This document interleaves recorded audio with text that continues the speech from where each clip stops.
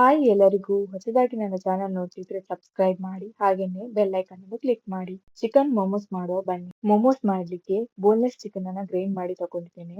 ಇದಕ್ಕೆ ginger garlic paste, pepper powder, Maggi masala, ಅರಶಿನ, red chilli powder, ನೀರುಳ್ಳಿ, ಕ್ಯಾರೆಟ್, ಕ್ಯಾಪ್ಸಿಕಮ್, ಸ್ವಲ್ಪ ಸೋಯಾ ಸಾಸ್, ಸ್ವಲ್ಪ ಉಪ್ಪು ಹಾಕಿ ಮಿಕ್ಸ್ ಮಾಡಿ.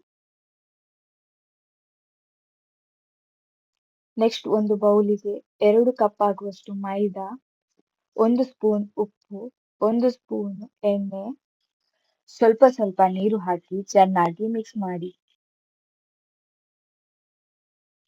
ಮೀಡಿಯಂ ಸೈಜ್ ಉಂಡೆ ಮಾಡಿಕೊಂಡು ಇದನ್ನು ತೆಳುವಾಗಿ ಲಟ್ಟಿಸ್ಕೊಂಡು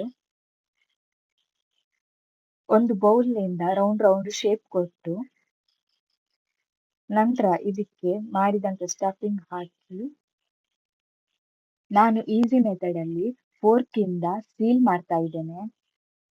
ಮೋಮೋಸ್ ಮಾಡ್ಲಿಕ್ಕೆ ನಾನು ಇಡ್ಲಿ ಪಾತ್ರೆಯನ್ನು ತಗೊಂಡಿದ್ದೇನೆ. ಇದರಲ್ಲಿ ಮಾಡಿದ ಮೋಮೋಸ್ ಇಟ್ಟು ಒಂದು 15 ನಿಮಿಷ ಸ್ಟೀಮ್ ಮಾಡಿದ್ರೆ ಚಿಕನ್ ಮೋಮೋಸ್ ರೆಡಿ. ಈ ರೆಸಿಪಿ ನಿಮ್ಗೆ ಇಷ್ಟ ಆಗಿದ್ರೆ ಲೈಕ್ ಮಾಡಿ, ಶೇರ್ ಮಾಡಿ. Thank you.